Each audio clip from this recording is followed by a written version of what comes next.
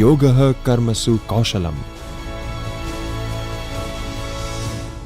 HRDC department Gujarat university द्वारा आयोजित third online refresher course में उपस्थित सभी प्रतिभागियों का सहृदय प्रणाम करके अभिवादन करती हूँ। आज हमारे साथ विशिष्ट वक्ता के रूप में उपस्थित है डॉक्टर वसंत भाई भट्ट। उनको भी मैं प्रणाम करती हूँ गुरु जी को। उनको व्याख्यान देने से आमंत्रण देने से पूर्व उनका थोड़ा परिचय यहाँ देना चाहूंगी। अध्यापक, रचनाकार, लेखक एवं वैयाकरण शास्त्री के रूप में जाने माने विद्वान डॉक्टर वसंत कुमार भट्ट आज हमारे साथ जुड़े हुए हैं। आपने वाराणसी में पाणिनीय संस्कृत व्याकरण शास्त्र का पारंपरिक रीति से विशेष अध्ययन किया है। गुजरात यूनिवर्सिटी भाषा भवन में संस्कृत अध्यापक के रूप में 2015 तक आपने सेवाएं प्रदान की है और अध्यापन कार्य स्नातकोत्तर कक्षाओं में 36 सालों से भी ज्यादा अध्यापन कार्य का आपका अनुभव रहा है। महामहिम राष्ट्रपति ने सर्टिफिकेट ऑफ ऑनर से आपको 2018 में पुरस्कृत किया है। वेद शास्त्र पारंगत पंडित के रूप में भी गुजरात साहित्य अकादमी गांधीनगर से आपको सम्मान मिला है। शास्त्र चूड़ामणि के रूप में संस्कृत विभाग उत्तर गुजरात यूनिवर्सिटी में आपकी 2017 से 2019 2 वर्ष के लिए नियुक्ति की गई थी। अध्यापन एवं अनुसंधान के विविध क्षेत्र में आपका बहुमूल्य योगदान रहा है। खास करके व्याकरण में पाणिनीय व्याकरण शास्त्र एवं संस्कृत भाषा शिक्षण एवं अनुवाद कला, संस्कृत नाट्य साहित्य, काव्य साहित्य, मिथकीय अर्थघटन, संस्कृत पांडुलिपि विज्ञान एवं समीक्षित पाठ संपादन, इस प्रकार बहुविध क्षेत्रों में आपने संशोधन कार्य किया है। शिक्षण कार्य में आधुनिक टेक्नोलॉजी का विनियोग कैसे कर सकते हैं और खास करके संस्कृत एवं कंप्यूटर इन दोनों का उपयोग करके सर ने बहुत सारे प्रेजेंटेशंस किए हैं, बहुत सारे वेबसाइट बनाए हैं। अखिल भारतीय कक्षा पे चलती वेबसाइट पर अहर्निश आप कार्यरत हैं और भारत विद्वत परिषद का सदस्य एवं संस्कृत शोध कार्य की चर्चा में सहभागिता आपकी सराहनीय रही है। सर के अंडर में गुजरात विश्वविद्यालय से 21 से ज्यादा छात्रों ने पीएचडी की पदवी प्राप्त की है। आदरणीय वसंत भट्ट सर के 40 से भी अधिक पुस्तकों का प्रकाशन हुआ है। मेरे पास बहुत बड़ी लंबी सूची है, मैं कुछ प्रमुख ग्रंथ यहाँ उल्लेख करना चाहूंगी। संस्कृत वाक्य संरचना, ऋग्वेद मंडल 7 एवं 10 जो सायण भाष्य के साथ उसका गुजराती विमर्श के साथ यह पुस्तक प्रकाशित हुआ है। धातुत्रयी एवं वाक्य प्रवेशिका, अभिज्ञान शाकुंतल, कृति समीक्षा से पाठ समीक्षा की पूरी यात्रा सर ने करवाई है। 2010 में हैदराबाद से ये पुस्तक प्रकाशित है। तो इस प्रकार अनेक पुरस्कार और अनेक पुस्तक सर के प्रकाशित हुए, 40 से भी ज्यादा, 75 से भी अधिक शोध आलेखों का प्रकाशन हुआ है और विविध राष्ट्रीय एवं अंतरराष्ट्रीय पत्रिकाओं में उनका प्रकाशन हुआ है। और वर्तमान समय में जो निवृत्ति में भी प्रवृत्तिशील कैसे रहा जा सकता है, हम सब युवाओं को, संस्कृत अनुरागियों को यह सर से वाकई में एक प्रेरणा लेने की बात है।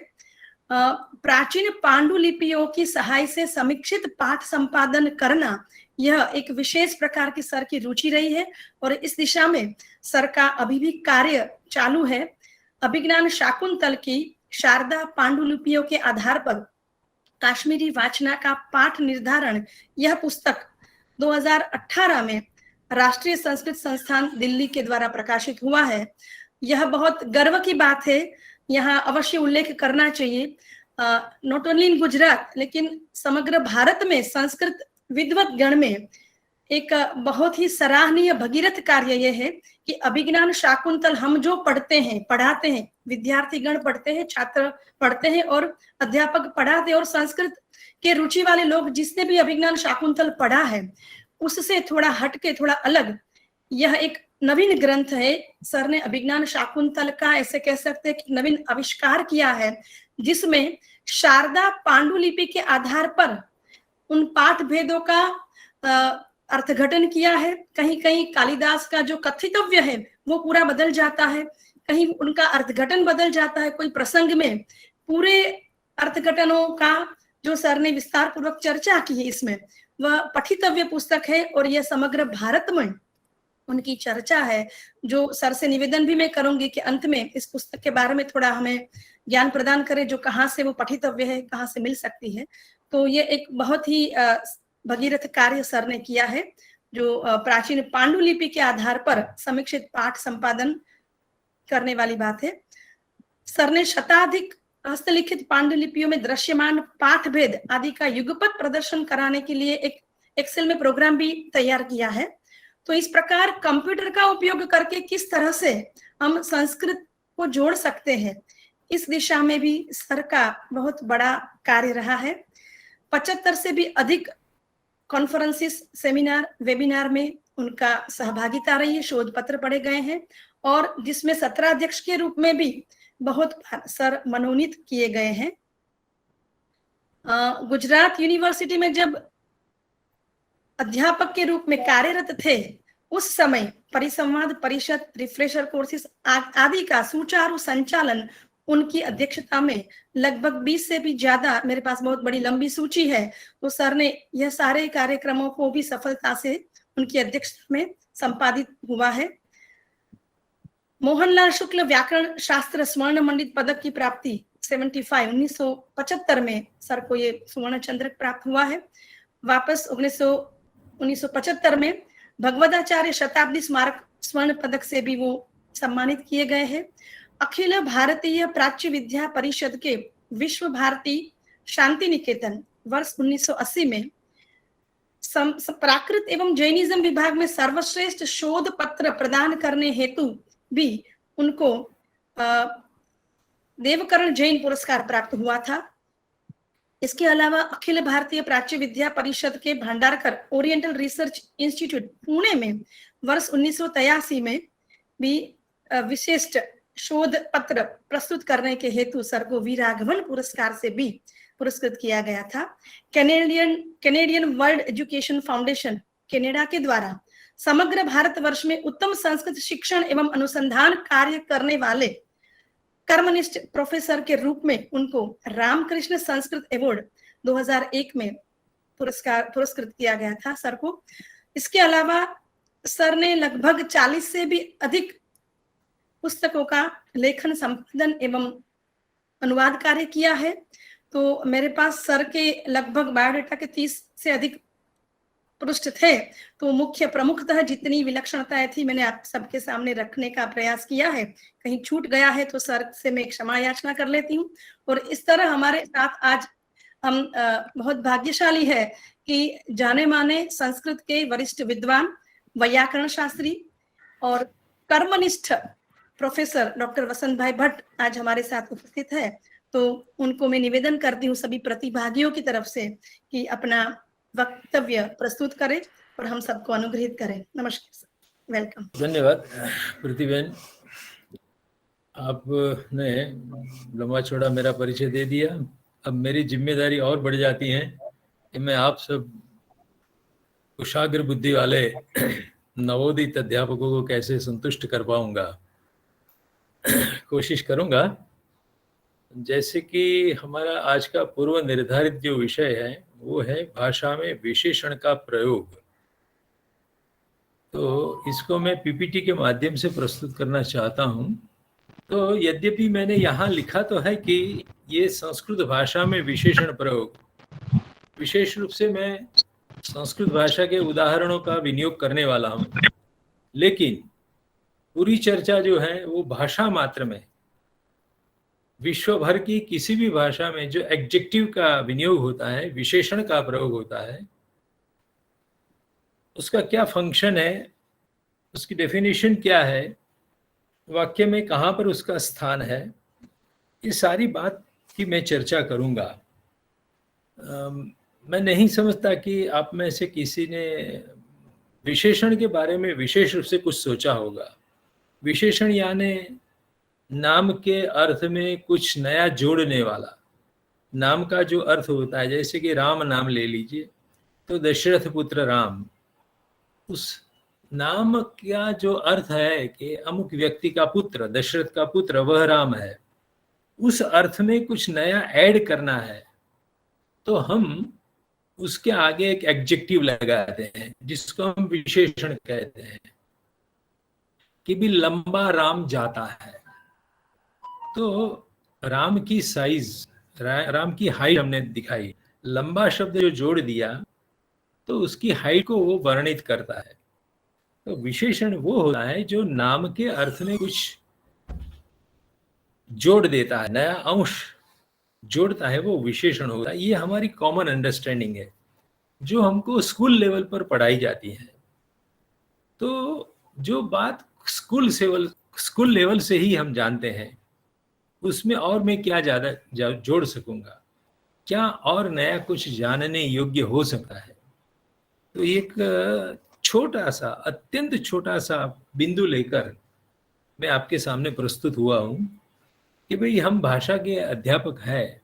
कोई हिंदी पढ़ाता है, कोई उर्दू फारसी पढ़ाता होगा, कोई अंग्रेजी, कोई हिंदी, कोई संस्कृत, गुजराती भाषा पढ़ाने वाले भी होंगे। तो हमें लिटरेचर में, चाहे वो कविता हो, नवल कथा हो, शॉर्ट स्टोरीज हो, कुछ भी हो, उसमें विशेषण का फंक्शन क्या होता है, उसको यदि हम ध्यान में लेंगे तो हो सकता है कि हम साहित्य को बेहतर रूप से पढ़ा पाएंगे।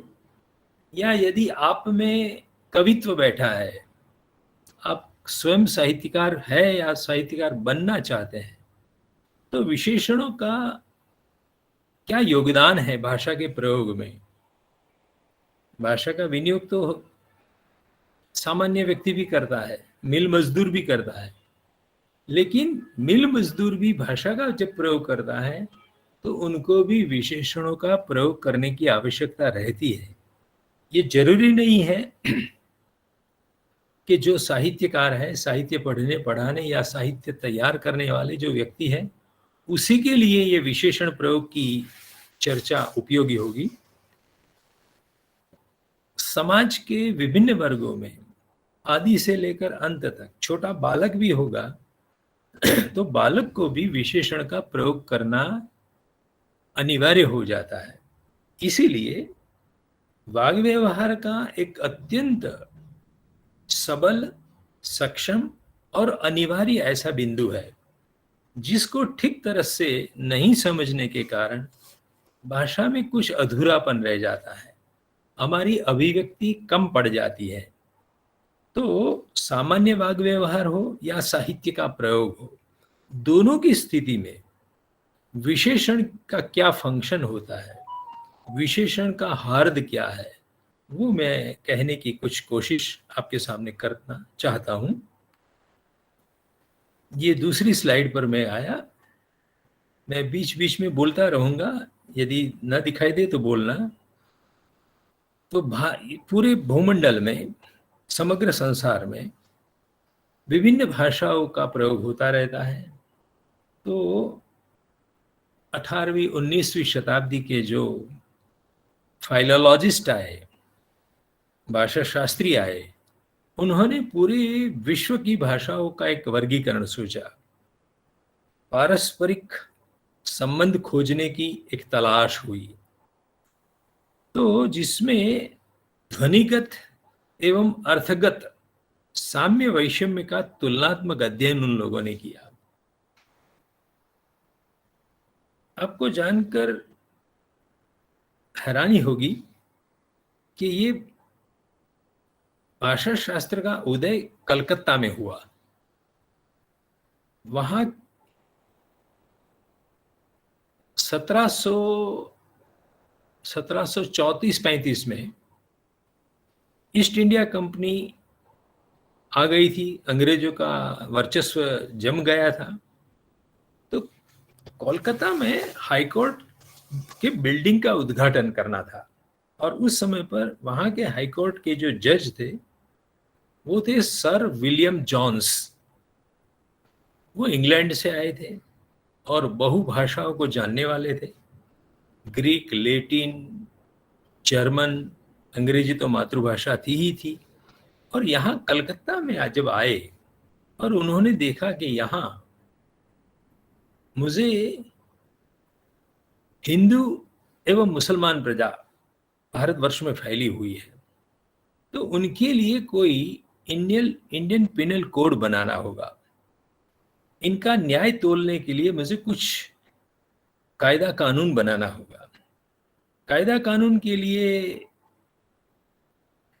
अरेबिक भाषा की जानकारी अपेक्षित थी, उर्दू भाषा की जानकारी अपेक्षित थी, और मनुस्मृति को पढ़ने के लिए संस्कृत जानना जरूरी था।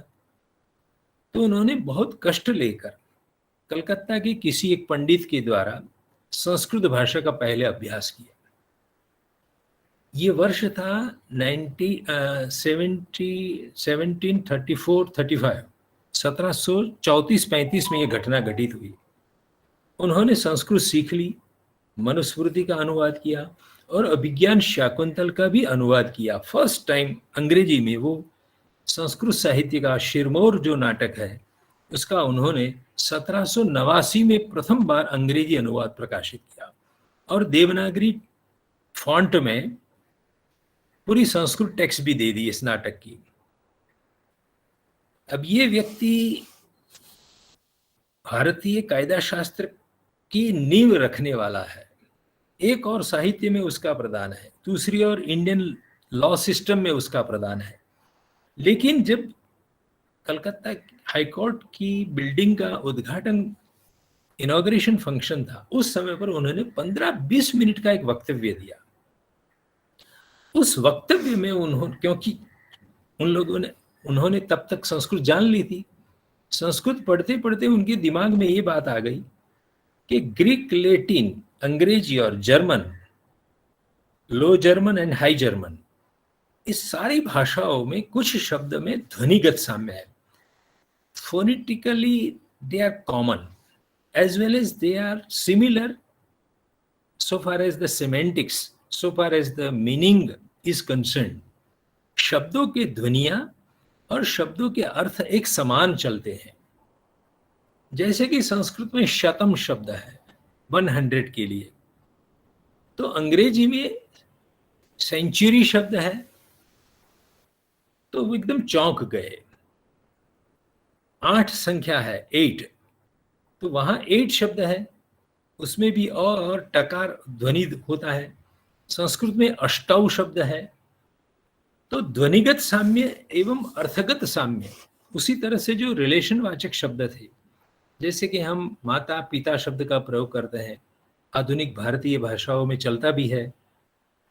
संस्कृत में माता मातरो मातरः, पिता पितरो पितरः, ऐसे रूप चलते हैं। तो पकार का फकार कर लेने से वो फादर बन जाता है। तो ध्वनिगत साम्य भी है और मीनिंग का भी साम्य है। किसी को जन्म देने वाला वो फादर होता है, मदर, माता शब्द से उसका संबंध है, माता मातरो मातरः। तो संख्यावाचक शब्द ले लीजिए, खाने पीने की कुछ चीज, कुछ क्रियापद, और ये रिलेशनवाचक शब्द। इस भाषा के विविध तरह के शब्दों में उन्होंने देखा कि there is a big similarity so far as the phonetics and the semantics are concerned. इसलिए उन्होंने तुक्का लगाया, एक तर्क दिया। तर्क देने से पहले एक वाक्य बोल दिया कि यूरोप खंड में बोली जा रही भाषाएं और भारत खंड में जो भाषाएं बोली जा रही है, उनमें ये जो मुझे ध्वनिगत साम्य और अर्थगत साम्य दिखाई देता है, वह आकस्मिक नहीं हो सकता है। It cannot be an accidental. उसके पीछे कोई कारण, कोई राज होना चाहिए। कहाँ यूरोप 7 समुद्र के पहले पार और कहाँ भारत देश, तो दोनों अलग अलग देशों में बोली जा रही जो भाषाएं हैं, उनमें ये साम्य क्यों है, ये आकस्मिक नहीं हो सकता है। बस ऐसा एक स्टेटमेंट उन्होंने उस कलकत्ता हाईकोर्ट के बिल्डिंग के उद्घाटन समय पर बोल दिया। तो विद्वानों ने उसको पकड़ लिया कि there should be some reason behind, उसके पीछे क्या इतिहास है। तो वहां से इंडो यूरोपियन भाषा कुल की कल्पना शुरू होती है। मॉडर्न फाइलोलॉजी का स्टडी शुरू होता है। उनके कहने के कारण comparative philology, comparative mythology and comparative anthropology, नृवंश शास्त्र भाषा शास्त्र एवं पुरा कथा शास्त्र, इन 3 नई डिसिप्लिन शुरू होती है आर्ट्स फैकल्टी में। आर्ट्स के जो भी विषय हैं उनमें पुरा कथा यानी मिथक का स्टडीज के, भारतीय मिथक क्या है, अरेबियन कंट्रीज में कौन सी मिथक है और यूरोपियन कंट्रीज में कौन सी मिथक है, इनका कंपैरेटिव स्टडी शुरू हुआ। उस समय पर ईरान में पर्शियन भाषा थी, जिनका धार्मिक ग्रंथ था अवेस्ता पारसियों का। तो भारत देश में 4 वेद, ऋग्वेद आदि 4 वेद, और वहां ईरान की जो जैन अवेस्ता ग्रंथ था उसमें जो यस्न, जिसको हम मंत्र कहेंगे, यस्न में भी बहुत साम्य है। और वहां पर Bible sermon on the mount, तो ये सारी माइथोलॉजिकल कॉमननेस, माइथोलॉजिकल कंपैरिजन शुरू होती है, एंथ्रोपोलॉजी शुरू होती है कि कहाँ से कहाँ मनुष्य प्रजा ने विचलन किया होगा, मनुष्य कहाँ पहला पैदा हुआ होगा, कहाँ से उसका माइग्रेशन शुरू हुआ होगा, कैसे पूरे पृथ्वी के अलग अलग प्रदेशों में ये सारी मनुष्य प्रजा फैल गई। उन लोगों ने ये धारणा बनाई कि कहीं न कहीं ये लोग साथ में रहते होने चाहिए। सबसे पहले मनुष्य का एक छोटा सा कबीला साथ में रहता होगा, तब जाके माता पिता के वाचक शब्द कॉमन हो सकता है। संख्या की गिनती कॉमन है हमारे बीच में, तो 9 शब्द है, 9, तो देखिए कितना कॉमन है। तो ये संख्यावाचक शब्द ले लो, रिलेशनशिप वाचक शब्द ले लो, उनमें जो साम्य है उसके पीछे ये मानना पड़ता है कि कभी मनुष्य प्रजा एक स्थान पर पहले प्रादुर्भूत हुई और वहीं से माइग्रेट होकर पूरे दुनिया के अलग अलग भागों में फैल गई। तभी हम इस कॉमननेस को समझा सकते हैं। जो सर विलियम जोन्स ने बोला था कि ये इट कैनॉट बी एक्सीडेंटल, तो ये एक्सीडेंट नहीं है, लेकिन सकारण है, उसके पीछे कोई कारण है। तो कारण क्या? अति प्राग ऐतिहासिक काल में, अति रिमोट पास्ट में हम सब लोग साथ में रहते थे, और साथ में रहते थे इसीलिए ये रिलेशन वाचक शब्द फादर, पिदर, सिस्टर, स्वसा संस्कृत में है। तो ये सारा जो भाषा में साम्य का अंश था उसका रहस्य स्फोट हो गया। अच्छा, तब जाकर उसका क्लासिफिकेशन शुरू कर दिया इन लोगों ने कि भाई एक है इंडो आर्यन प्रजा, जिनमें से वैदिक संस्कृत, और वैदिक संस्कृत के बाद क्लासिकल लौकिक संस्कृत, और उसके बाद भगवान बुद्ध की भाषा पाली आती है, भगवान महावीर की प्राकृत आती है, उसके बाद मध्यकालीन भाषाओं में अपभ्रंश आती है, और अपभ्रंश में से निकलती हुई वर्तमान में जो भाषाएं बोली जाती है वो हिंदी, गुजराती, मराठी, बंगाली इत्यादि का आविष्कार होता है। जो दूसरी ब्रांच है वो है इंडो ईरानियन, जिसमें जैन अवेस्ता नाम है भाषा, पर्शियन भाषा का मूल स्वरूप ये इसमें है।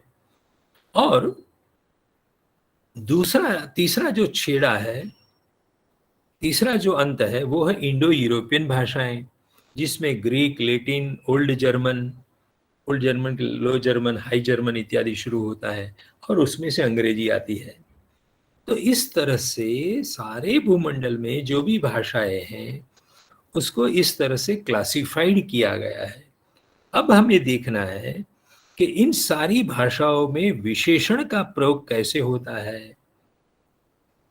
तो ये पहला एक प्रमुख मुद्दा मैंने आपको दिखा दिया कि भाषा का अभ्यास का कब से आरंभ हुआ, उसका आरंभ करवाने वाला कौन व्यक्ति था। तो sir William Jones has started the game.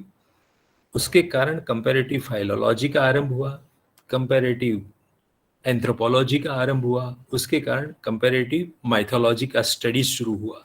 3 नए शास्त्र एक व्यक्ति के एक वक्तव्य के आधार पर शुरू होता है। हमारा आज का संबंध है ये भाषाओं के साथ।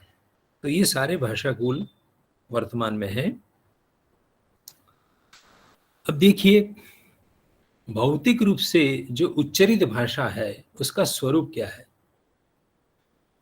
जो आर्टिकुलेटरी लैंग्वेज है, आर्टिकुलेट करते हैं, मुख में से हम उच्चारण करते हैं, उस भाषा का स्वरूप क्या है। ये जो कुछ बात मैं बोल रहा हूं वो यूनिवर्सल ग्रामर के साथ संबद्ध है। यानी ये जो भी कहा जा रहा है वो केवल संस्कृत के साथ संबद्ध है ऐसा मत मानिए। इसका संबंध अंग्रेजी से भी है, उर्दू पर्शियन से भी है, हिंदी से भी है। दुनिया की कोई भी भाषा पर यह लागू होने वाला क्लासिफिकेशन है। तो जो भाषा होते हैं उसमें देयर आर 4 आइटम्स। एक होते हैं वर्ण ध्वनियां, दूसरे होते हैं पद। पद का हम नामपद और क्रियापद यानी noun phrase and verb phrase में डिवीजन करेंगे। तीसरा जो है वो वाक्य है, सेंटेंस है। तो फोनीम, बाद में मॉर्फीम और sentence, this are the 3 items. उसमें smallest unit of this language is वर्ण ध्वनिया, क ख ग अ आ ई उ। These are the smallest, these are the phonemes, and phonemes are the smallest unit of the language. तो वर्ण ध्वनियां किसी भी भाषा में सबसे छोटा जो अंश होता है वो वही होता है। उसके बाद जो थोड़ा बड़ा यूनिट होता है, वर्ण से बड़ा, क ख ग इत्यादि से बड़ा, वो होता है पद, यानी शब्द और शब्द के पीछे लगा हुआ प्रत्यय। रामः, रामौ, रामाः। तो विभक्ति प्रत्यय सहित का जो पद होता है, जिसको हम नामपद भी कहते हैं और क्रियापद भी कहते हैं। पच धातु है लेकिन पचती, पचता, पचंती, तो ये सारे पद हैं। पाणिनि व्याकरण पढ़ने वाले छात्र जानते हैं कि पाणिनि ने सुप तिगंतम पदम कहा है। सुबंतम तिगंतम च पद संज्ञम स्यात्। नामपद और क्रियापद की पद संज्ञा होती है। अब पद से भी बड़ा कोई एकम जो है, यूनिट है, इयत्ता। पद से बड़ी इयत्ता वाला जो अंश भाषा में होता है वह होता है वाक्य। तो भाषा का सबसे बड़ा एकम, यूनिट या इकाई कहो या इयत्ता बोल दो, वो वाक्य होता है, सेंटेंस। और वही कामयाब होता है, फंक्शनल वही होता है। भाषा में हम केवल वर्ण बोलकर हमारा वाग व्यवहार नहीं चला सकते हैं। भाषा में हम केवल पद का प्रयोग करके व्यवहार नहीं चला सकते हैं। और ये 3 हमारे भाषा का प्रयोग करने के बड़े मुख्य साधन हैं। बिना वर्ण का पद नहीं बनेगा, बिना पद का वाक्य नहीं बनेगा। तो ये पहले 3 जो अंश है वो साधन कोटि में आते हैं। This are the instruments to utilize a particular language. और जो चौथा तत्व है वो अर्थ तत्व है, मीनिंग है, शब्द का अर्थ है, वर्ड मीनिंग है, जो साध्य है या प्रत्याय्य है। मेरे मन में रहा जो विचार है, जो अर्थ है, वो मैं आप श्रोताओं के कानों तक पहुंचाना चाहता हूं। तो वो मेरा अल्टीमेट गोल है। वर्णों के प्रयोग से मैं पद बनाता हूं, पद के प्रयोग से मैं वाक्य बनाता हूं, और वाक्य का उच्चारण करके मैं किसी विचार को, किसी अर्थ को अभिव्यक्त करता हूं, आप तक पहुंचाता हूं। तो अर्थ ये मेरा साध्य है। तो दुनिया की किसी भी भाषा का यदि आपको अध्ययन करना होगा तो सबसे पहले आपको उस भाषा में कितने वर्ण हैं, कौन से स्वर है, कौन व्यंजन है, वो सबसे पहले आपको सीखना पड़ेगा। उसके बाद उसके द्वारा कौन से पद बनते हैं वो जानना होगा, और पद का ज्ञान हो जाने के बाद आपको वाक्य का ज्ञान होना चाहिए। तब जाके आप कन्वर्सेशन कर पाएंगे, एक दूसरे के साथ बातचीत कर पाएंगे। और बातचीत के दौरान आप करते क्या हैं, आप अपने दिमाग में रहे जो विचार है, जो आइडियाज हैं, उसको आप प्रोनाउंस करते हैं, उच्चारित करते हैं। तो प्रथम जो 3 है उनमें से, यानी वर्ण, पद और वाक्य में से जो कामयाब है, फंक्शनल है, रिजल्ट ओरिएंटेड जो कोई अंश है, वह वाक्य होता है। अतः किसी भी भाषा का केवल ध्वनि तंत्र यानी फोनेटिक्स अथवा किसी भी भाषा का नामपद एवं क्रियापद बनाना या तद्धित कृदंत आदि की रूप रचना, जिसको मॉर्फोलॉजी हम कहते हैं, रूप तंत्र, कौन से शब्द को कौन सा प्रत्यय सफिक्स लगाना है, वो सीख लेने से काम नहीं बनता है। कोई भी विद्वान व्यक्ति रामः रामो रामः सारी शब्द रूपावली रट ले, धातु रूपावली का कंठस्थीकरण कर ले, फिर भी वो संस्कृत भाषा नहीं बोल पाएगा। तो फोनेटिक्स एंड मॉर्फोलॉजी वो अल्टीमेट गोल नहीं है। इन दोनों की सहाय से हमें सेंटेंस का प्रयोग करना होता है। अतः किसी भी भाषा में, मैंने पहले आपको बोल दिया है कि यूनिवर्सल ग्रामर को लागू होने वाला ये बिंदु आप सुन रहे हैं। This is applicable to one and all languages of the world. अतः किसी भी भाषा की वैयाकरण के लिए वाक्य संरचना का व्याकरण ही प्रस्तुत करना अनिवार्य होता है। You should know how to frame a sentence. Otherwise, you will not be able to convey your ideas, your instinct, your thought currents, etc. So you are supposed to know how to frame a sentence. वाक्य संरचना सम्यक रचना इति संरचना, वाक्य की सही तरह से रचना करना, वो व्याकरण सीखने का अल्टीमेट गोल होता है। और उसी को उच्चरित करके ही, यानी वाक्य का प्रयोग करके ही आप लोग वक्ता श्रोता के बीच में कोई बातचीत बन पाएगी, कोई व्यवहार हो पाएगा। तो व्यवहार जगत में वाक्य ही कामयाब है, रिजल्ट ओरिएंटेड है, ध्वनि या पद नहीं। ये ठीक तरह से पहले आप समझ लीजिए। अब हम चौथी स्लाइड पर आगे चलते हैं। तो वाग् व्यवहार में वक्ता का लक्ष्य क्या होता है? What is the goal? Why we are talking with each other? What is the purpose of any conversation? तो उसका जवाब ये है, जगत में अगणित पदार्थ आए हुए हैं। इन सिद्ध पदार्थों का केवल नाम संकीर्तन करते रहने से कोई भी व्यवहार नहीं होता है। ध्यान से समझिए इस वाक्य को। जगत में बहुत सारे पदार्थ हैं, हम केवल एक एक करके नाम बोलते जाते हैं।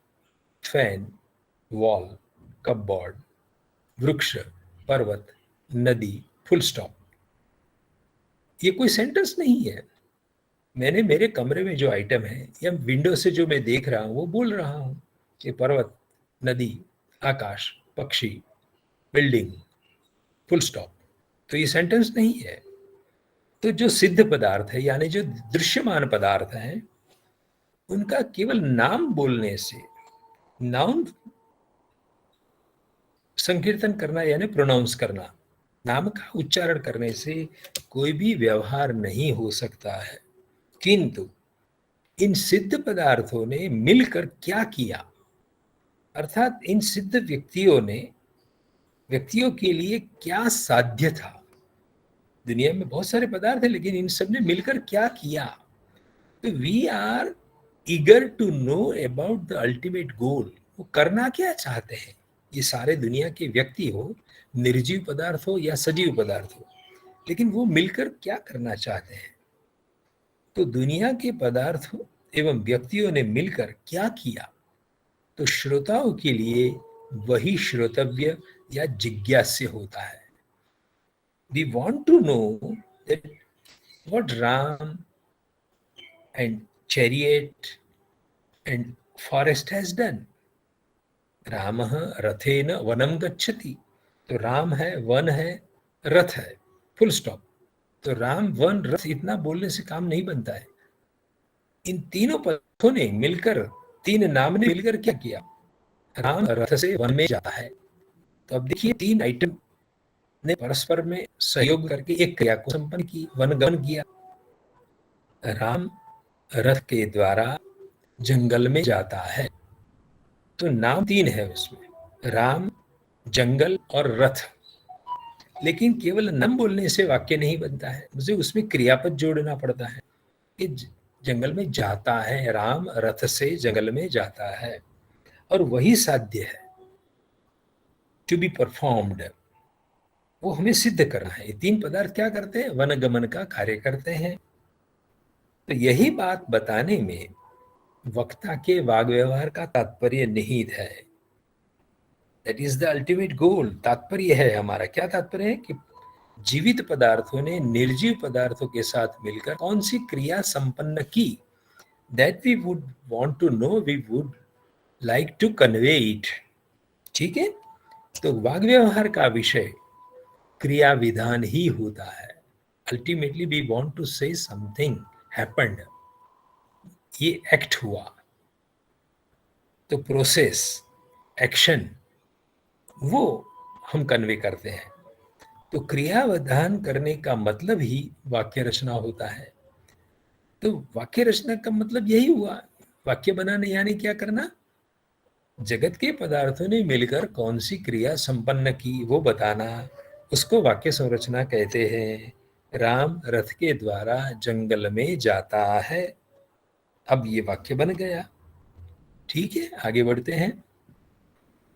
तो now what is the core design of a sentence? उसका तात्विक रूप क्या है? अंतःकरण का विश्लेषण किया जाए किसी भी वाक्य का, तो वाक्य में होता क्या है? What is there in a sentence? तो every sentence is a miniature drama. ये लिंग्विस्ट लोग, भाषा वैज्ञानिक लोग बोलते हैं कि प्रत्येक वाक्य को एक छोटा सा नाटक प्रस्तुत करता है। तो नाटक में क्या होता है? एक और नट नटियों का समुदाय होता है, और नट नटियों का समुदाय मिलकर किसी एक प्लॉट को, किसी एक स्टोरी को, किसी एपिसोड को व्यक्त करते हैं। उसको आपके सामने मूर्तिमंत कर देते हैं, जीवंत कर देते हैं। तो नाटक यानी नट नटियों का समुदाय, और वो निश्चेत स्थिर तो खड़े नहीं रहेंगे, वो सारे नट नटियां मिलकर कोई प्लॉट की प्रस्तुति करते हैं, वो नाटक होता है। बस उसी तरह से सेंटेंस में भी देखा जाए तो क्रिया करने वाले कारक कौन कौन होते हैं? करोति तत्कारकम, पार्टिसिपेंट जिसको बोलते हैं, पार्टिसिपेंट ऑफ एन एक्शन। कारक शब्द का मैं अर्थ बताता हूं। करोति तत्कारकम वो तो संस्कृत में है, जो क्रिया करने वाले व्यक्ति होते हैं उसको कारक कहते हैं। अंग्रेजी में उसको पार्टिसिपेंट ऑफ एन एक्शन कहते हैं, क्रिया करने वाले व्यक्ति और पदार्थ। ठीक है, उसको अंग्रेजी में रोल भी कहते हैं। नाटक में जैसे कोई नट का एक रोल होता है, उसी तरह से कोई क्रिया में अन्य पदार्थ रोल बनते हैं। तो ये जो विभिन्न कारक होते हैं, जिसको कारक के लिए संस्कृत में क्रिया निर्वर्तक शब्द का, निर्वर्तक यानी क्रिया को करने वाले, साधनभूत सिद्ध पदार्थ। हम सब जन्म लेके दुनिया में आ गए हैं, लेकिन हम मिलकर क्या काम करते हैं? तो क्रिया करने वाले कारक होते हैं, वो साधन होते हैं, और साधन के द्वारा कुछ साध्य होता है। साध्य यानी घटना होती है, कोई क्रिया होती है। तो पार्टिसिपेंट्स, डूअर्स या रोल्स, उसके द्वारा कोई एक्शन होती है। जैसे कि रामो बाणेन लंकापुर्याम रावणम हंति। राम बाण के द्वारा लंकापुरी में रावण को मारता है। तो हनन क्रिया, हंति, वो क्रिया साध्य है। उसके साधन कौन कौन है? राम है, बाण है, लंका नगरी है, और रावण है। लंकापुरी नहीं होगी तो कुछ काम नहीं बनेगा, लंका का होना जरूरी है, नहीं तो कहां पर रावण खड़ा रहेगा। तो स्थान होना चाहिए, मारने के लिए इंस्ट्रूमेंट, साधन, बाण होना चाहिए, मारने वाला होना चाहिए। तो राम मारने वाला है, और मरने वाला भी चाहिए। तो मरने वाला कौन है? रावण। जब तक मारने वाला, मरने वाला, मारने की जगह और मारने का साधन नहीं होगा, तब तक हनन क्रिया नहीं होगी, मार डालने की क्रिया नहीं होगी। मार डालने की क्रिया करने के लिए ये सारे इंस्ट्रूमेंट, ये सारे पार्टिसिपेंट की आवश्यकता होती है। तो this is one type of miniature drama, एक नाटक है। ये सारे नट नटियों ने मिलकर कौन सा नाटक खेला? तो हनन क्रिया का नाटक खेला।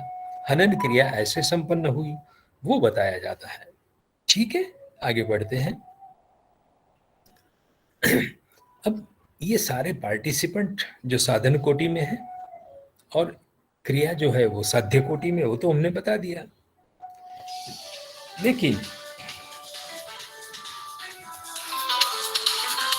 बेटा मम्मीના ફોન પર વાત કરીને મારો ઓનલાઈન લેક્ચર ચાલે છે, વિષ્ણુનો ફોન આવશે। तो सेंटेंस में क्रिया कहां पर होती है? वो केंद्र स्थान पर है। तो प्रथमा विभक्ति, द्वितीय विभक्ति, तृतीय विभक्ति, चतुर्थी विभक्ति, पंचमी विभक्ति और सप्तमी विभक्ति में जो पद होते हैं वो कारक होते हैं, पार्टिसिपेंट्स होते हैं। और क्रिया को करने के लिए स्थल और काल भी होना चाहिए। बिना स्थल और बिना काल कोई क्रिया होती नहीं है। जैसे मैं कहूं आपको कि मैं कल चुनीलाल को मिला था, तो जैसे ही आपने मेरे मुख से सुना कि मैं चुनीलाल को मिला था, तो आप पूछेंगे कहां पर मिले थे? तो मैं कल मुंबई गया था, तो मुंबई चौपाटी पर मिले थे। तो मिलन क्रिया के लिए कोई स्थान होना जरूरी है। मैं चुनीलाल को मिला था, कब मिले थे? 5 दिन पहले मिला था।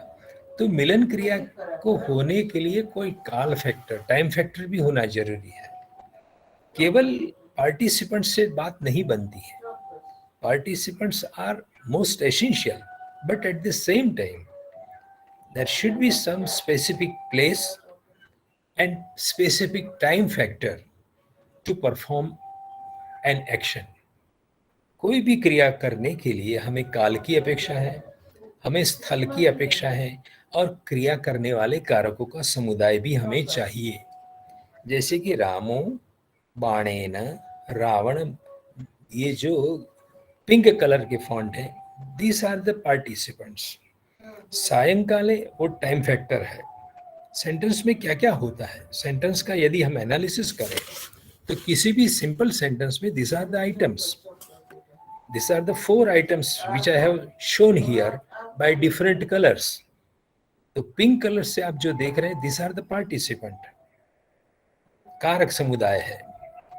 जो ब्लू कलर है, it shows the time factor, कि क्रिया कब हुई और कहां पर हुई। स्थल, that is shown by yellow font.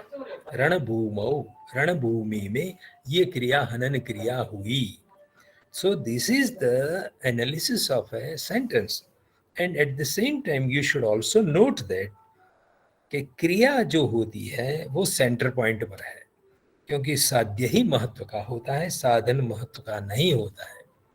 साधन और साध्य में यदि प्रधान गौण भाव निश्चित करना है कि कौन प्रधान है कौन गौण है, तो जो साध्य होता है वह प्रधान है। और उस प्रधान के लिए जो सारा संसार है वो गौण स्थान पर है। This is a subsidiary item. Main principal item is an action. So this is the structure of a sentence. Okay, now where lies the adjective? इस वाक्य में विशेषण कहां आएगा, ये हमारी तलाश का बिंदु है, जिसके लिए हम 7 नंबर की स्लाइड में चलते हैं। ये वाक्य का स्वरूप तो हमने समझ लिया, वाक्य में केंद्र स्थान में कौन है वो भी समझ लिया, वाक्य की आत्मा क्या है तो क्रिया है। उस क्रिया को परफॉर्म करने के लिए स्थल काल भी होना चाहिए, कारक समुदाय भी होना चाहिए। ठीक है, यहां तक तो सब सिंपल सेंटेंस का स्वरूप हमने क्लियर कर लिया। Now where lies an adjective? इस पूरे वाक्य में विशेषण कहां जाता है, कहां जुड़ता है, किसको लगता है? This is the curiosity. तो अब एक और बात भी पहले बोल देता हूं, बाद में हम विशेषण की ओर चलेंगे। तो वाक्य में प्रस्तुत होने वाला संबंध देखिए आप, क्रिया सेंटर पॉइंट पर है, 1 2 3 4 करके दिखा है, काल है, स्थल है और कारक समुदाय है। ठीक है, अब नंबर 1 जो है काल एवं स्थल की जो बात करना चाहते, ये दोनों क्रिया मात्र के शाश्वत अधिकरण माने गए हैं। बिना स्थान बिना काल कोई क्रिया नहीं होगी। This is most essential abode, abode यानी अधिकरण, स्थान। ચુનીલાલ મળ્યા હતા તો ક્યાં મળ્યા હતા અને ક્યારે મળ્યા હતા? મિલન ક્રિયા થવા માટે કયો સ્થળ અને કયો સમય હતો? We are eager to know about the time factor and the placement, कि where a particular action has been taken place. Okay? उसमें कारक कौन कौन है? कारक को हमने साधन माने हैं। बिना साधन की कोई क्रिया होती नहीं है। Participants are most essential. क्रिया अपने आप किचन में पकती नहीं है। रोटी पकाने के लिए रोटी पकाने वाली होनी चाहिए व्यक्ति, रोटी बनाने के लिए सगरी भी चाहिए, गैस सिलेंडर चाहिए, बर्तन चाहिए, चावल चाहिए, पानी चाहिए, तब ये सारी साधन सामग्री मिलती हैं, तब सीता महानसे तंडुलान पचती ये क्रिया बनती है। तो क्रिया सदैव साध्य होती है, जो हमेशा वाक्य के केंद्र में रहती है, और क्रिया एवं कारकों के बीच में एक रिलेशनशिप होती है। अब देखिए, संस्कृत वाले बिना संबंध वाली दुनिया होती नहीं ऐसा मानते हैं। एक फिलोसॉफिकल विचार है ये फिलोसॉफिकल विचार है कि जगत में एक से अधिक पदार्थ है, सबके बीच में कोई न कोई रिलेशनशिप होती है। आप अपने पिता, मान लीजिए कि आप अपने घर में बैठे हैं, तो आपका आपकी पत्नी के साथ क्या संबंध है? आपका अपने पिता के कोई संबंध के साथ संबंध है, आपका अपने पुत्र के साथ कोई संबंध है, आप जहाँ पर बैठे हैं उस स्थान के साथ भी आपका संबंध है। आप जिस घर में रहते हैं उस घर के साथ भी आपका संबंध है, कि मैं मेरे घर में रहता हूँ, मैं किराए वाले घर में रहता हूँ। तो you have some relationship with each and every object. ठीक है? तो यहाँ सेंटेंस में सबसे पहले जो संबंध व्यक्त होता है वो संबंध साध्य साधन भाव संबंध व्यक्त होता है, कि कौन साध्य है तो क्रिया साध्य है, और कौन साधन है। सेंटेंस मीन्स साध्य साधन भाव का प्रकाशन। कौन कौन साधन है, उन साधनों ने मिलकर कौन सी क्रिया को साधित की, तो उसका अभिव्यंजन होता है, प्रगटीकरण होता है। अब उसके अलावा संबंध नंबर 2 हमको देखना है। तो वाक्य में कुल मिलाकर 2 संबंध व्यक्त होते हैं। नंबर 1 जो हमने अभी आपको बोल दिया कि क्रिया एवं कारकों के बीच में साध्य साधन भाव संबंध होता है। क्रिया साध्य होती है, कारक साधन होते हैं। ठीक है? तो इसको रिलेशनशिप नंबर 1 कहा जाता है।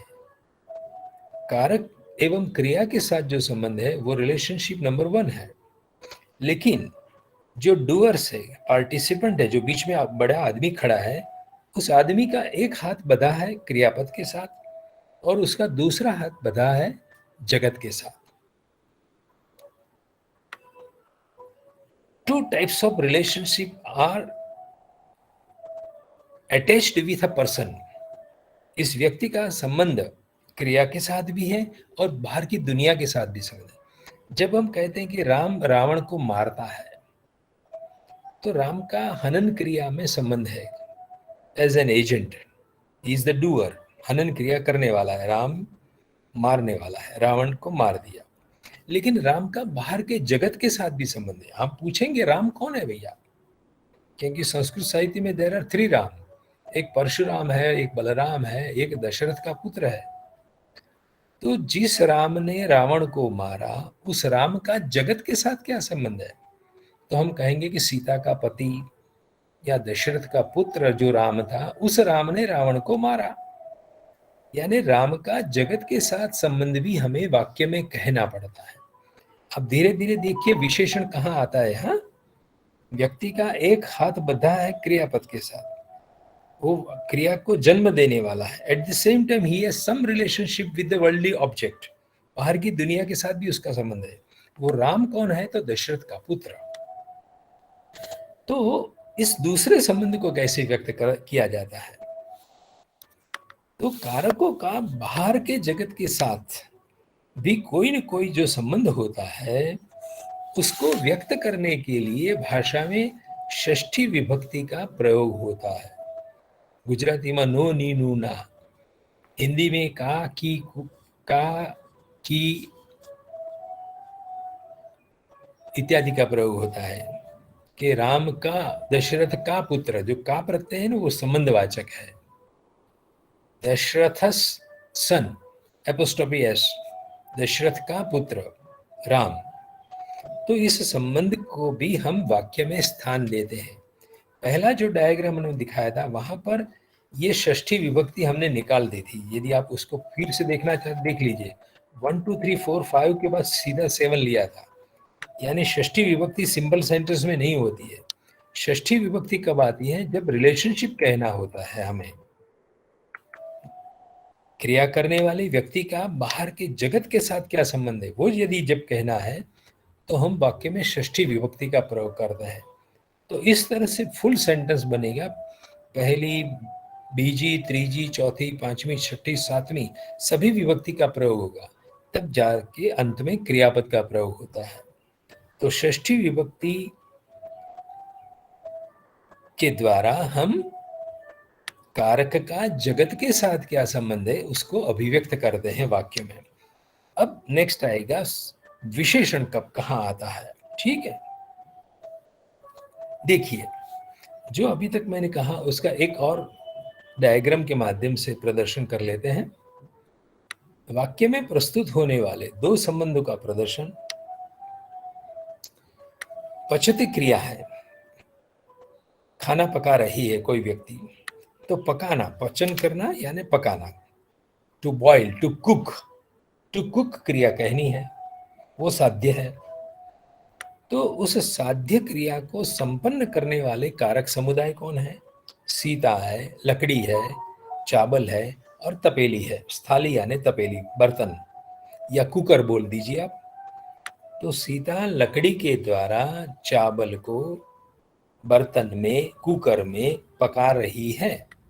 This is a simple sentence. ठीक है, लेकिन अब ये जो सारे कारक है ना, सीता, काष्ठ, तंडुल और स्थाल, जो व्हाइट फॉन्ट है, जो कोई जड़ पदार्थ या जीवित पदार्थ का नाम है, सीता जीवंत है, लकड़ी, तंडुल और वो सब निर्जीव है, उनका बाहर के जगत के साथ भी कोई संबंध है। जो मैंने अंत में आप देखिए ग्रीन फॉन्ट में डाले हैं, रामस्य लवः वृक्षस्य काष्ठैः वाल्मीकेः तंडुलान पचति। सिंपल सेंटेंस तो व्हाइट फॉन्ट वाला ही है। लव लकड़ी से चावल को पकाता है, लेकिन लव कौन? लव का बाहर के जगत के साथ क्या संबंध है? तो येलो एरो से मैंने बताया कि वो राम का पुत्र है, राम का लव। अब लकड़ी कहां से लाया है? तो वृक्षस्य काष्ठैः। अब देखिए राम का संबंध पाक क्रिया में नहीं है, वृक्ष का संबंध पाक क्रिया में नहीं है। वृक्ष तो बाहर जंगल में खड़ा है, उस डायरेक्टली कुकिंग क्रिया के साथ जुड़ा नहीं है। वृक्ष का संबंध केवल लकड़ी के साथ है। और किसके चावल पका रहा है? तो वाल्मीकि मुनि ने दिया, गुरु के चावल को पका रहा है। वाल्मीकि मुनि गुरु है उनका लव का, तो वाल्मीकि के जो चावल थे उसको वो पका रहा है। कहना ये चाहता हूं कि सेंटेंस में जो डूअर्स होते हैं, जो पार्टिसिपेंट्स होते हैं, उसका बाहरी जगत का संबंध व्यक्त करने वाले 3 षष्ठ्यंत पद यहां रखे हैं। छठी विभक्ति वाले 3 पद है, रामस्य है, वृक्षस्य है और वाल्मीकि है। ये तीनों के द्वारा 3 कारकों के बाहरी जगत के संबंध को व्यक्त किया है। अब देखिए सेंटेंस का विस्तार हुआ।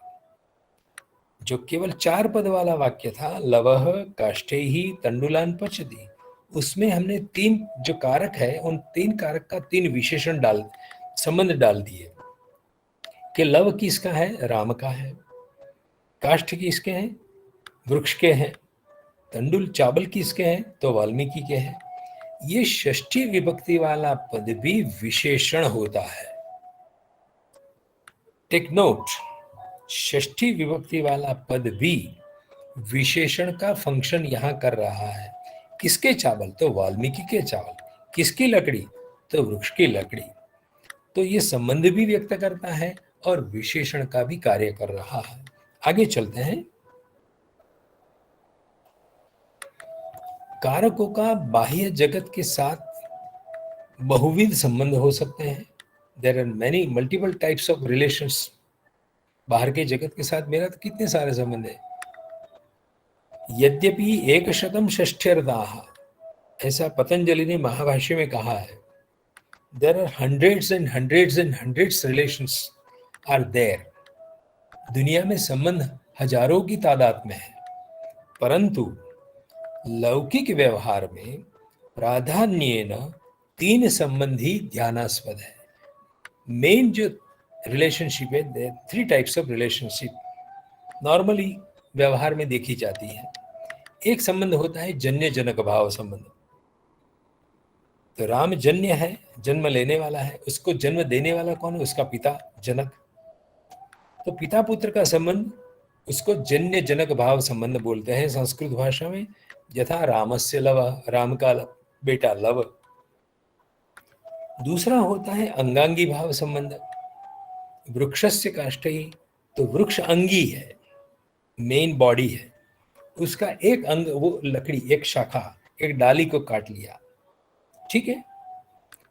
तो शाखाएं, पर्ण, ये सब अंग है और टोटल वृक्ष है वो अंगी कहा जाता है।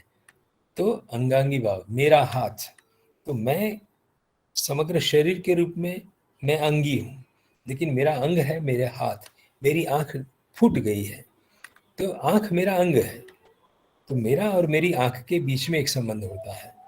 मेरी बॉल पेन, तो वो स्वस्वामी भाव संबंध है, मेरी मालिकी की, मैं उसका मालिक हूँ, ये मेरा घर है, तो घर के साथ मेरा संबंध है। लेकिन कौन सा संबंध?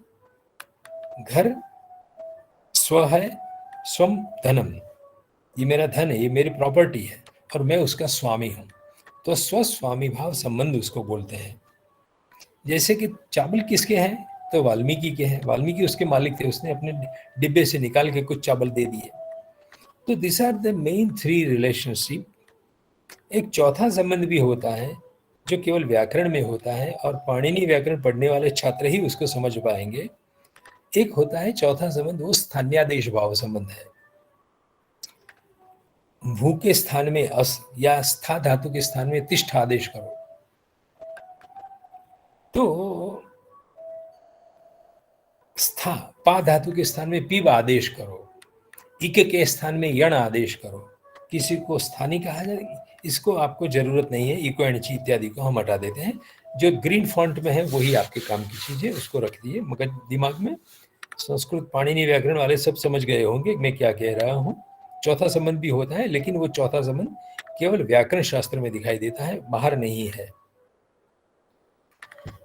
अब विशेषणों का जो आज का मुख्य विषय है, वो उसको पिन पॉइंट करके हम देखते हैं। विशेषणों का प्रयोग किन किन पदों के लिए किया जाता है? तो नाम पदों के अंतर्गत कारकवाचक पदों के लिए विशेषण का प्रयोग होता है। वाक्य में जितने भी कारक होते हैं, जितने भी पार्टिसिपेंट होते हैं, उन सब के विशेषण हो सकते हैं। वो संबंध वाचक विशेषण षष्ठंत पद जो होता है, संबंध को दिखाने वाला जो छठी विभक्ति वाला पद होता है, वह भी विशेषण होता है। वो मैंने आपको बोल दिया है। अब क्रियापदों के लिए भी कदाचित क्रिया विशेषण का भी प्रयोग होता है, नाम का भी विशेषण होता है, उसी तरह से क्रियापद का भी विशेषण होता है। लेकिन क्रियापद के विशेषण को हम क्रिया विशेषण कहते हैं। मैंने यहाँ 3 भाषा के उदाहरण दिए हैं।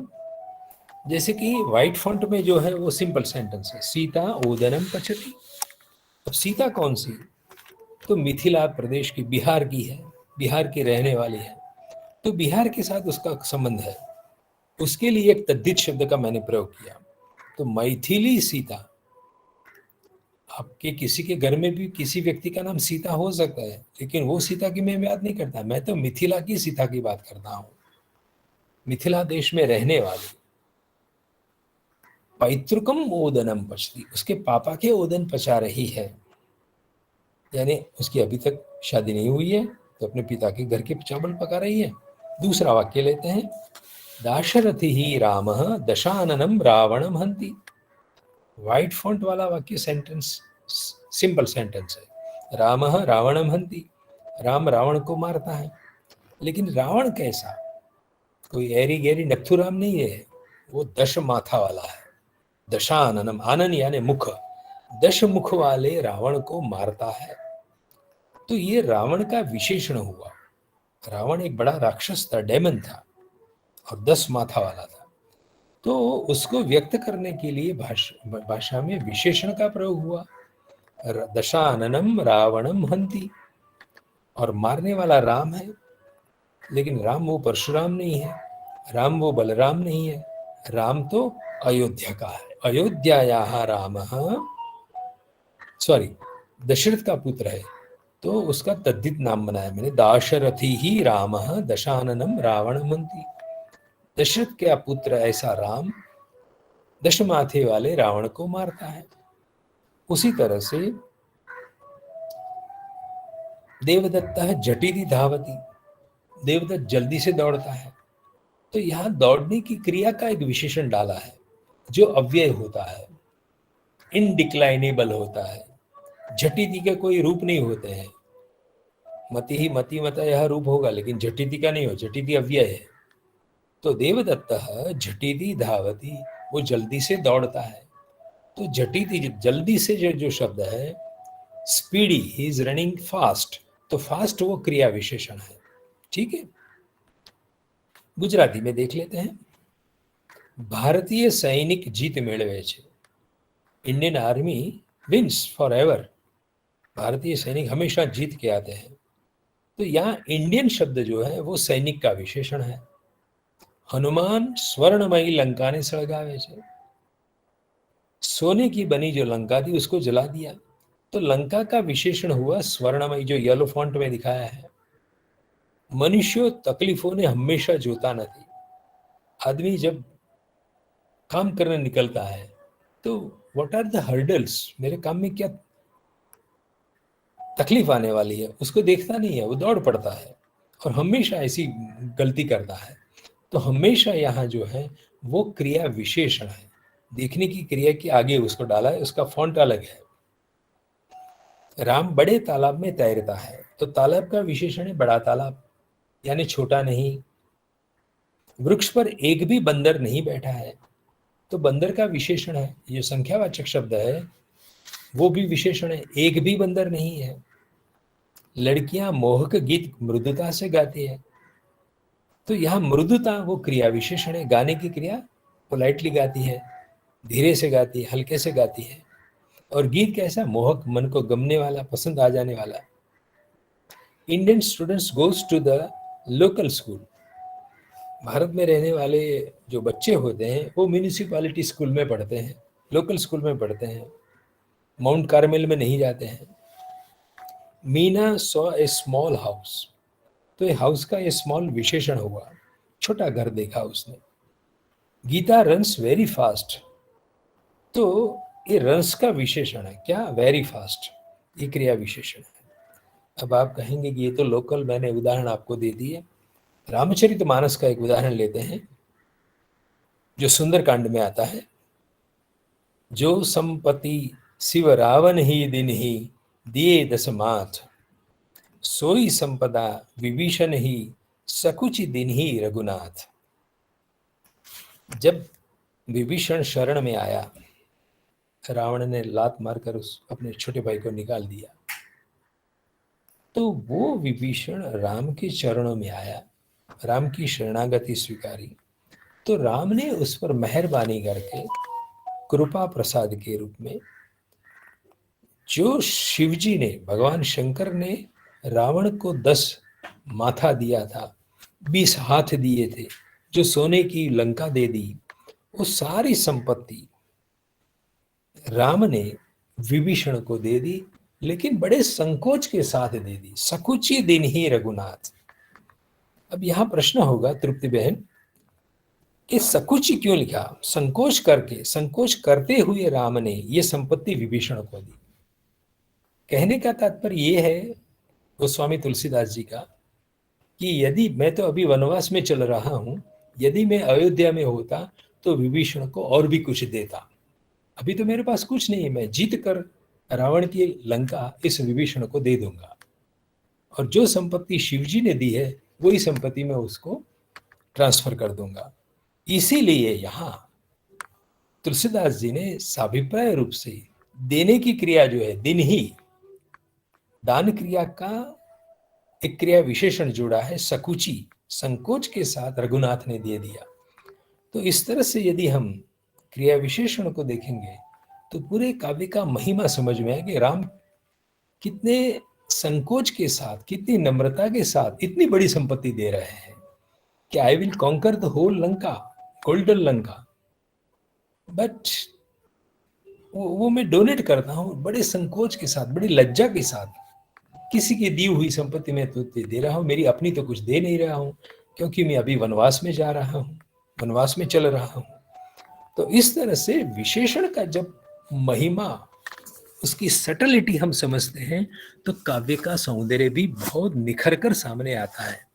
ऑर्डिनरी सेंटेंस में समझ में नहीं आएगा कि विशेषण क्या कर रहा है, लेकिन जब साहित्य में उस विशेषण को देखते हैं तो काव्य का महिमा भी हमारे सामने आ जाता है। अब उसका फंक्शन क्या है ऑर्डिनरी लेवल पर कहा जाए तो, what an adjective do in a sentence, वो क्या काम क्या कर रहा है। जब वाक्य में विशेषण जोड़ते हैं हम तो क्या होता है, तो कारकों के लिए प्रयुक्त विशेषण से वाक्य का विस्तार होता है, तो सेंटेंस को लंबा करता है। To enlarge a sentence we are using some adjective in a sentence. वाक्य को यदि हमें निबंध लेखन करना है, बच्चों को निबंध लेखन करना होता है, तो छोटे छोटे वाक्य से काम नहीं बनता है, उससे अच्छे मार्क्स नहीं आएंगे। अच्छा मार्क्स लेना है तो उसी वाक्य को लंबा बनाना पड़ेगा।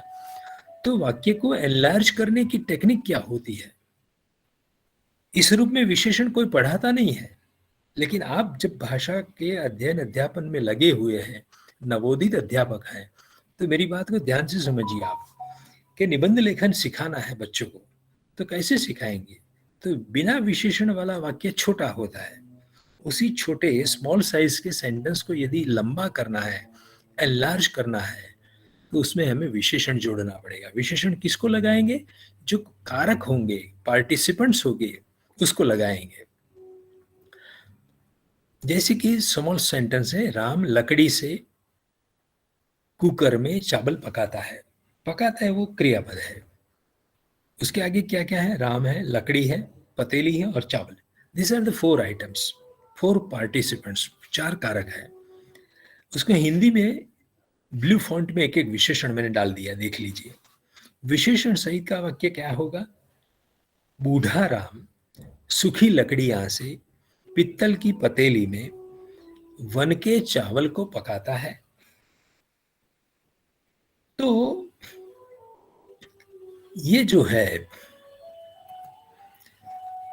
उसमें 8 नामपद बन गए और एक क्रियापद रहा। 4 कारक की 4 विशेषण ब्लू फॉन्ट में डाल दिए हमने।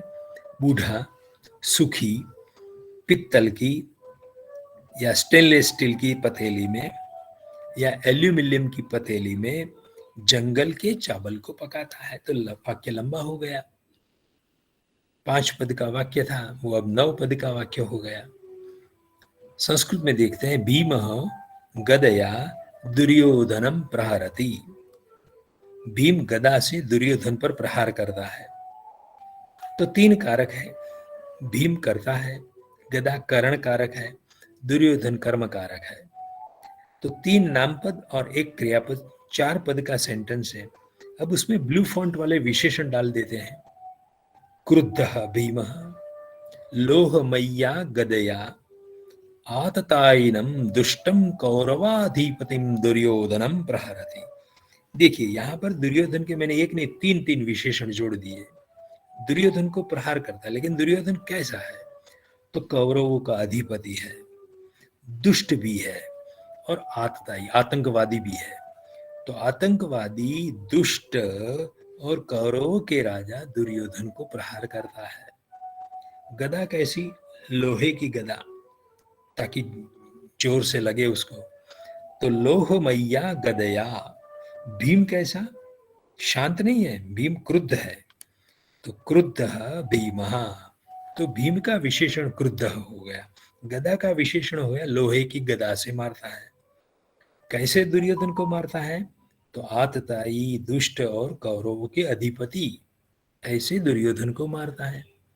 तो देखिए, केवल 4 पदों से बना वाक्य जो था व्हाइट फॉन्ट में, उसको हमने 9 पद वाला बना दिया। So this is the technique how to enlarge a sentence. तो by using some adjective we can enlarge any sentence. किसी भी वाक्य को हम इस रूप में विस्तृत कर सकते हैं। अब बाणभट्ट की कादंबरी का एक उदाहरण लेते हैं। सारी दुनिया में यह एक ऐसा नॉवेलिस्ट है बाणभट्ट, कि जो 5-5 पन्ने भरकर एक वाक्य बनाता है। 5 पैराग्राफ्स नहीं, 5 पेजेस का एक वाक्य बनाने वाला आदमी है। इससे बड़ा कोई प्रोज राइटर नहीं है। उसमें से कुछ काट छाट के मैंने एक छोटा सा वाक्य सैंपल के रूप में आपके सामने रखा है। आसीद अशेष नरपति शिरस्समभ्यर्चितः पाकशासनिवापरः प्रतापानुरागावनत समस्त सामंत चक्रः हरैव जितमन्मथः जलधीरिव लक्ष्मी प्रसूति रविरिव दिवसोपजायमानोदयः दिग्गज इव अनवरत प्रवृत्त दानार्द्रिकृतकरः कर्ता महाश्चर्याणाम् आहर्ता क्रतूनाम् आदर्श सर्वशास्त्राणाम् उत्पत्तिः कलानाम् प्रत्यादेशो धनुष्मदाम् अग्रणिः उज्जैन्याः राजा शूद्रको नाम। देखिए, क्रियापद सबसे पहला है ग्रीन फॉन्ट में, देखिए आसीद,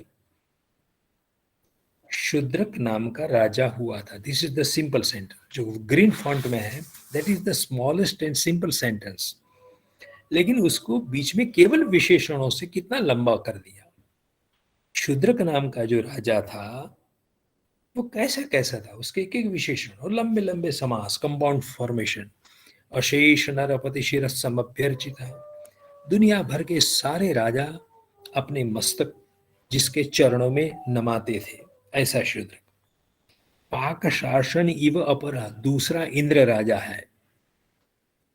प्रतापानुरागावनत समस्त सामंत चक्र, सभी सामंत राजाओं उसके प्रताप के प्रति, उसके पराक्रम के प्रति अनुराग रखने वाले और उसके लिए अवनत हुए, उसके चरणों में झुक गए हैं, ऐसा ये शूद्रक राजा। हरैव जितमन्मथ, और भगवान शंकर की तरह जिसने कामदेव को जीत लिया है, ऐसा शूद्रक राजा। जलधीर इव लक्ष्मी प्रसूति ही, समुद्र में से जैसे लक्ष्मी निकली थी समुद्र मंथन के बाद, उसी तरह से ये शूद्रक भी लक्ष्मी को, मणि को जनरेट करने वाला है। रवि ही इव प्रतिदिवसोपजायमान उदय, सूर्य की समान जिसका उदय निरंतर प्रतिदिन नया नया होता रहता है। जैसे सूर्य का हर रोज उदय होता है, उसी तरह से इस राजा का भी हर रोज नया नया उदय होता है। इस रूप में पूरा वाक्य चलता है। हम नेक्स्ट स्लाइड पर चलते हैं। अब देखिए, बाणभट्ट ने एक हीरोइन का नाम रखा है महाश्वेता। श्वेता नहीं, महाश्वेता।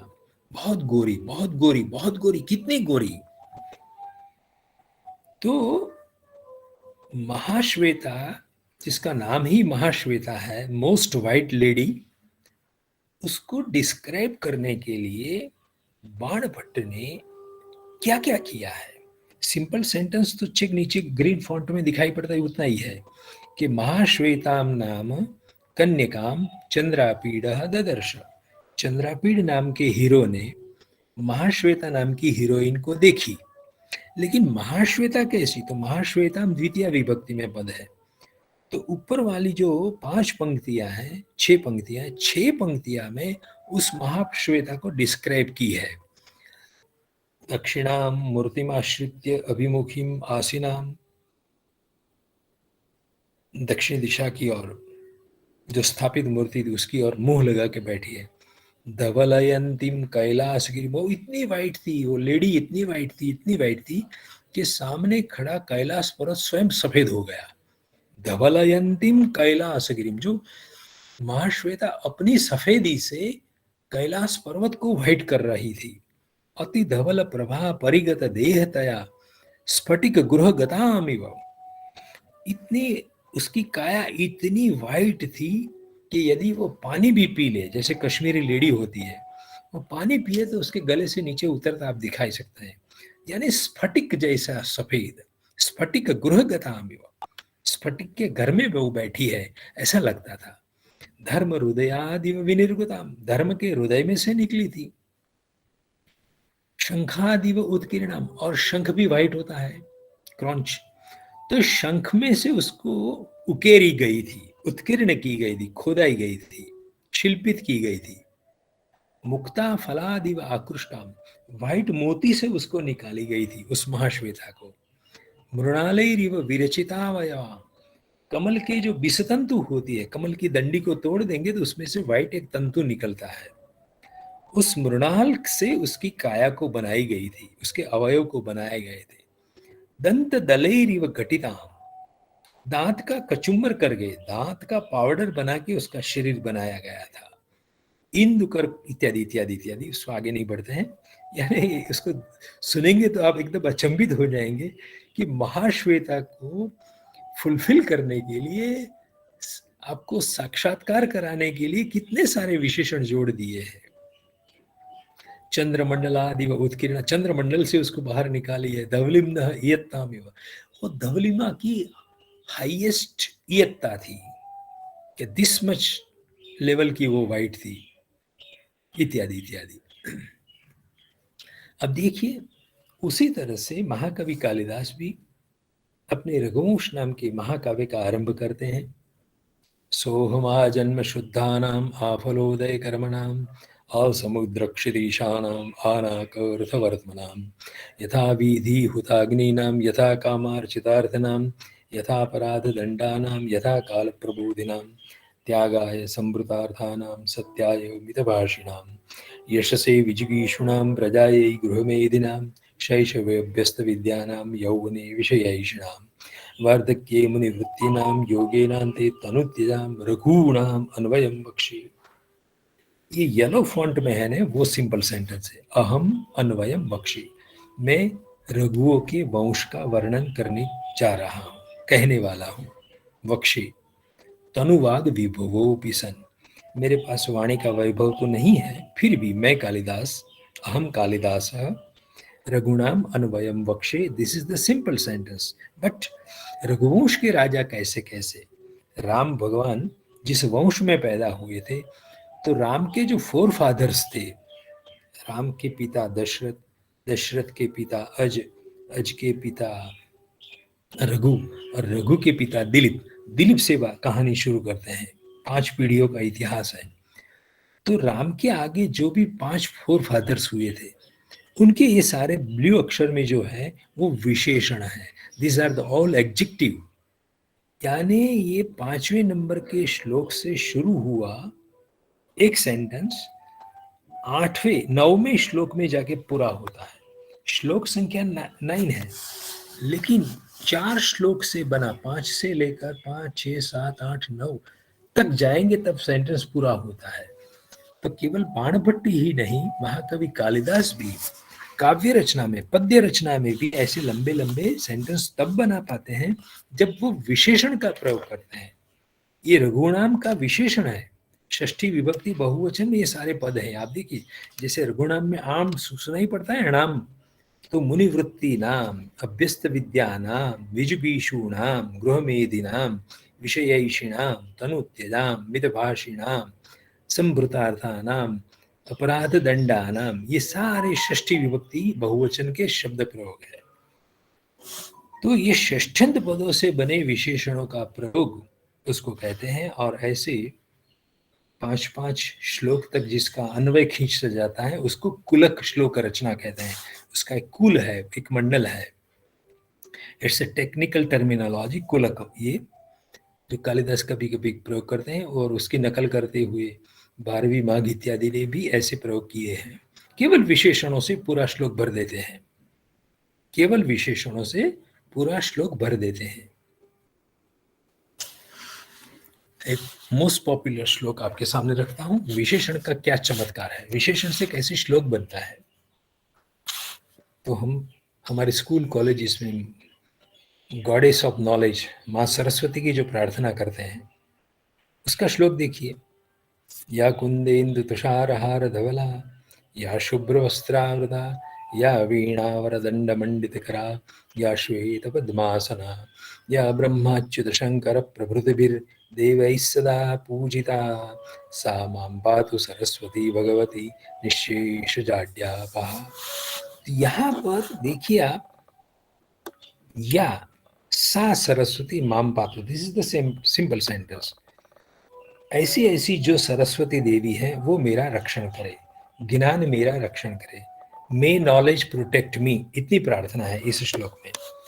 सरस्वती देवी को माने या ना माने, knowledge itself is a power.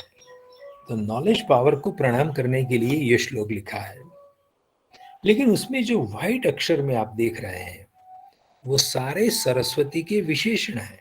Saraswati Bhagwati है, सरस्वती निःशेष जाड्यापहा है, सरस्वती सदा पूजिता है। किनके द्वारा? तो ब्रह्मा, अच्युत, शंकर प्रभृति यानी वगैरह वगैरह देवों के द्वारा जिसकी पूजा होती है, जो श्वेत पद्म पर आसन लगा के बैठी है, जिसके हाथ में वीणा वरदंड, वीणा है और वीणा को चलाने का जो दंड होता है उसका हाथ सुशोभित हो रहा है, मंडित करा, और उसने कुंदेन्दु तुषार हार धवला, कुंद नाम के पुष्पों की माला पहनी है। कुंद पुष्प कैसे हैं? तो चंद्रमा और बर्फ, तुषार यानी बर्फ जैसे व्हाइट कलर के, ऐसे पुष्पों की माला जिसने पहनी है। और उसकी साड़ी कैसी है? तो शुभ्र वस्त्रावृता, व्हाइट ड्रेस में वो बैठी हुई है। तो यहाँ पर भी देखेंगे तो सेंटेंस में तो केवल सा माम पातु 3 पद का वाक्य है, लेकिन सा का जो विशेषण संसार है उससे पूरा श्लोक भर दिया है। It's a very simple sentence, लेकिन मोस्ट डिफिकल्ट लगता है। क्योंकि हमें ये विशेषण के रूप में उसकी पहचान नहीं है कि श्लोक तो केवल विशेषणों से बना हुआ है। अन्यथा ये सेंटेंस एकदम सिंपल सेंटेंस है। सा माम पातु, वो सरस्वती मेरा रक्षण करे, फिनिश, सेंटेंस खत्म हो गया। तो हियर देयर आर 7 एडजेक्टिव्स, कुंदेन्दु तुषारहार धवला 1, शुभ्र वस्त्रावृता 2, इत्यादि इत्यादि। उसी तरह से विशेष से बने भी और स्तोत्र रचना भी आप देख लीजिए। भजे व्रजैक मंडनम समस्त पाप खंडनम स्वभक्त चित्तरंजनम सदैव नंदनंदनम सुपिच्च कुच्छ मस्तकम सुनाद वेणुहस्तकम यनंगरंग सागरम नमामि कृष्ण नागरम। उसमें 2 क्रियापद है, भजे और नमामि। बाकी सब कृष्ण के द्वितीय विभक्ति में विशेषण है। व्रजैक मंडनम, समस्त पाप खंडनम, स्वभक्त चित्तरंजनम, नंदनंदनम, ये सारे सारे सारे सारे कृष्ण के विशेषण है। मैं समझता हूँ कि समय पूरा हुआ है, मैं मेरी वाणी को विराम देता हूँ। बहुत बहुत धन्यवाद सर।